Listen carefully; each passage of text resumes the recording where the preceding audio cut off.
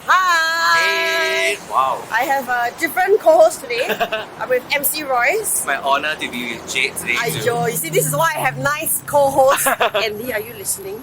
Because they are nicer to me than Andy. Where is he stuck at? I don't know. He don't care. Only care because I have to hold the camera. I can hold also lah. Okay, later you hold. Okay.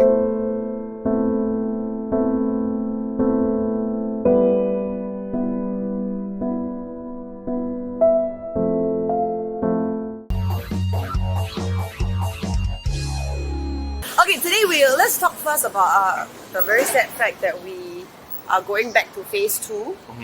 So from 8 people, now we go back to 5 people. And some people are saying it might be the start of like preparing us for another lockdown. I don't think they will go to like circuit breaker again. I like this positivity. I don't think lah. Because the economy is like, I don't think they're gonna be accountable to so many people. Yeah. How will you be affected? Are you a very sociable person?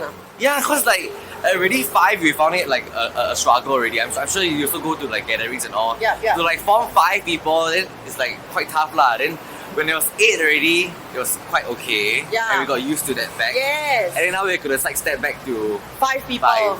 It's actually very awkward when you are like, okay, like a friend of mine has a wedding this weekend. And then so she planned tables for 8 and then now she needs to split everyone to 5. So 5 is a very awkward number. Do you put 2 couples and then 1 random single very poor thing one? And I was seeing on IGS, right, that people were selling their yacht trip. So I'm guessing that initially it was for 8 packs. Oh. And then now, you can't be like, I just choose 5 and then... So how much are they selling it for? I'm very interested because I was planning a yacht trip too. What? Well, actually, I was planning for 4 people, so maybe I can... Maybe I can send you the IGS. It was for 900 plus, it becomes 700 plus. Oh, not for bad, 5. So I'm assuming the 900 plus was like 8 people, I think so. yeah. Okay, so hit me up if you have cheap... Yacht lobangs. I like a good lobang. Yes. Okay, let's also move on to, there was this SMU case, right? Were you from SMU? Yeah. You're from SMU, right? That's what I thought. So we are both ex-SMU alumni. Just a few years younger than me. Just a few years. Just a few years. 1 year only. Oh, la, okay, that's it. You're definitely coming back as a guest. So there was this whole case, in case you've been living under a rock, very quickly. I think the guy is an SMU student. The girl is not, but he invited her to go over to study lah. So we know what that means. And then... She know what that means. Hey, I was a very good student. Okay? Yes. That study date, I guess you can call it like a date, turned a bit sour because the guy sexually violated the girl. I feel like everyone has a very different opinion on this case. I think guys have their own opinions, girls have their own opinions. That's right, let's hear the boys' opinion. Because the first question will be, I think they met on an app, then they went to the GSR, the study room to study, right? Yeah. So I'm thinking like, why would she even go to this? Oh, I didn't know they met on an app. As in like, because yesterday she told me the topic lah, so I'm going to do research lah. Very good leh, So that's why I read. Not sure if it's true anyway. Okay. So why would she even go to meet this random guy? For I get it can be a study date, right? Yeah. But then she lasted the whole night. I mean, not lasted. She stayed throughout the whole course. That one also, I don't know what to think about this. Okay, so I didn't know they met on an app. But I think that puts a different spin on things because if they indeed met on an app, then I think the intention is definitely to date lah. Don't go on apps to make friends lah. Don't bluff lah. Those people who say I go on app to make friends. Please lah, okay? Don't waste our time, okay? She's even from a guy's point of view. Okay, so then okay, my point of view is, and what I've been hearing first is that, so some people say like, okay, it was meant to be a date, right? So you kind of knew what you were getting into. From a point of view of a girl, right? I'm not saying that she didn't intend for it to be like a date. I think it was meant to be like a date. But I'm just saying that I could go on a date and maybe I like you, right? I like this guy and then we go out. I mean, as a girl, we have our own boundaries and I feel it's a woman's prerogative to decide what that boundary is. So maybe at the end of the night, you give me a kiss, I'm very happy about it. But maybe all I want is a kiss. I mean, I don't think you can assume that just because a girl is up for like a kiss means you can go all the way or whatever lah. So I think this guy went a bit far. But I'm seeing like what netizens are saying is that you kind of ask for it, you go to like a GSR, a group study room in the middle of the night to study. Okay, maybe they really study. Yeah. But whatever lah, to study or hang out with a guy in the middle of the night. Okay, firstly, right, can I ask, is there a difference you study in the middle of the night and in the daytime got difference eh? Are you trying to say that in the middle of the night, if you agree to go to study with a guy, it's more than just studying? No, at night quieter. At night, quieter. And you know, it's like certain GSRs are like quite secluded and they have like little hidden corners. So I'm quite sure the SMU guy did the research already. You know which room or not?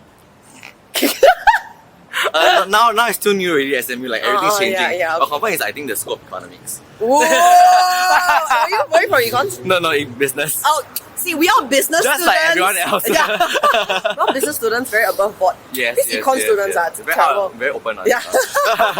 Yeah, so I was thinking like there was this like a period where they were under the table watching a movie. Yeah. Yeah, and then they fell asleep. Yeah. I don't understand that part. Like actually that part, right, I also didn't understand. But then I tried to put myself in that situation. I'm like, okay lah, you go in the middle of the night, I guess, okay, my take on it is, I don't think either of them meant for it to really be a study date.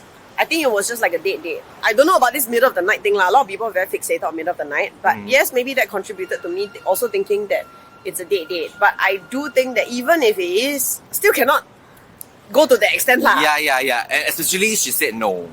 Yeah. So I don't know lah. I mean, this whole case, I feel like the girl is a bit like vilified right now. I mean, she is, to me, the victim still. She is still, yeah. Yeah, but then I'm seeing a lot of people online saying she asked for it all that, and it actually upsets me a bit. Like, and a lot of them who have said it's not just online, like even amongst my own friends who are girls, right? Quite a few have said, "Aya, this girl also a bit weird one lah," right? Which I think that's besides the point. For me lah, I feel that's besides the point. Like she could be a bit weird one, but she didn't ask for the guy to come on her shoulder. Just saying. But I want to ask first, like, would girls find it hard to say no, and would they just stay in the room and not leave? Actually, that's a very, very good point, because so some of my friends, right, when I pushed back, I was like, but the girl didn't ask for it. Maybe even if she liked the guy as a date, it didn't mean that he could have taken that liberty, right? Then they said, why didn't she just leave? Yeah. So this part, yes, is a bit strange. When I spoke to several girlfriends, they said honestly, if it happened to them, it's very easy to say like, yeah, well, I'm damn angry, I'm gonna leave. But they say actually at that moment, it's very awkward, and that they may not know what to do. I don't know. Actually, I want to know, girls and boys, please let me know, especially girls, what you would have done in a situation where a guy goes a bit too far. Do you like leave in a half? Or, you know, do you just stay on? And I don't know. I mean, I think she said she stayed on so that she didn't have to pay for taxi, something like that. But I was just thinking, like, I get it, it's easier said than done because like we are out of the situation. So it's easy for us to say, always say no, we learn from school, always say no, abstinence, whatever nonsense, right? But like maybe in a situation, you find it kind of paiseh, especially you're actually an intruder. Yeah. So maybe she needed his help to get out of SMU. Oh yeah, that's right, you have to tap out, right? Yeah. Because how she gonna be out? That's a good point.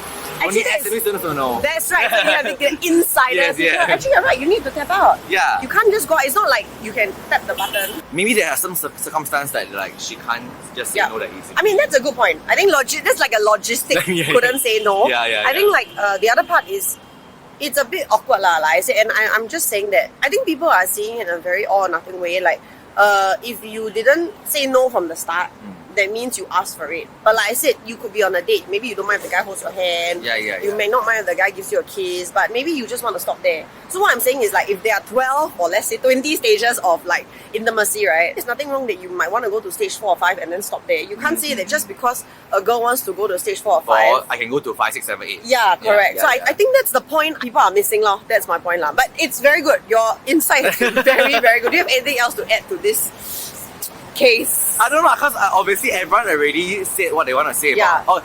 They talk about the guy saying that when the girl said no, she said it in a very like jestful manner, that he didn't perceive it to be a true no. It's like a no lah, no. But I mean, it's really very hard for, especially when a girl says that already, says no, and then when a guy says like, I didn't think it was the right tone, then... Have you ever been in a situation where someone says no and then you're not sure whether she means no or just booyah lah? Whenever the auntie want to send me tissue, I say no shoot. Oh my goodness. She'll think that I say no in a jestful manner, but then actually I really meant no. I did not. Random thoughts. Super random. Oh my gosh. Moving on. Moving on. I think we're going to move on from this case. I don't know what to say. Let's move on to the very last thing. Everyone is an influencer, right? You could be like those chill 小妹妹, like you take nice photos, also influencer. You could be like us, like MCs, you're also influencer. What do you think about this whole influencer life? I think the word is very like dirty. You know, especially external events when they want to like introduce you as a host, like the host and influencer. Then I just feel like sometimes they have like a negative connotation to it, especially to the general public. Maybe to clients like they are okay with it. I think influencer, wow, is like a very strong word. Like they expect you to be influence, have an impact to society kind of thing. And then whatever you do is like in public's eye. Do you like when people introduce you as an influencer? Or do you like tell them, can you just say Royce MC? If they ask me beforehand, then I will just be like, oh, I think you can just say Royce MC. Oh my god, so funny, me too. Yeah, I don't want. Yeah. How do you want to be introduced? I'm like, presenter, content creator. Like that, I will usually say content creator because like content creator, there's less baggage because it just means that I just create content. You want to consume, you want to watch, it's up to you. But influencer is like, I am so like high and mighty and all. So usually if they ask me beforehand, I'll just say, can just exclude that. But then if they already introduce, I just like smile long. What to do? Then some people like industry. I mean, this I guess is more corporate. They call influencers key opinion leaders. KOLs, yeah. Yeah. So do you think that's a better term? I think it's a better term because most people in the public, they don't understand what it means. It's only better because they don't understand what it means. The moment they find out KOL actually stands for key opinion leaders, actually I think they will be even more umbrage. What's the new word for that? Umbrage. They'll be like, why do they even like deserve to be opinion leaders? Kind of thing. Yeah. My husband very rude. He said, key opinion leader. What key opinions are you leading? Then I'm like, very rude like you. Because usually it stands for people in like the like really in corporate side, like economists, those kind of like people, right? I think it started from there, it started from like a very corporate, bird just shat. I think we should turn back. No, sorry. Okay, no, turn back because there like got a lot of bird shit. Okay, so I think it started, you're right, from like economists, I think Nobel Prize winners and all that, they are like key opinion leaders, and then now they just the influencer in there. Maybe they soon found out that influencer is a dirty word too. They just like quickly coin another KOL. I think so. Okay, we're gonna leave you with that. Let us know what you think about the SMU boys case. Shout out, hey, this is SMU alum. Also, let us know what you think about the word influencer. Some people call it influencer now. I don't mind. I'll call myself influencer. Yeah, so influencer. Yes. Let us know what you think of influencers, and we'll see you soon. Do not miss you, Andy. Bye. Bye.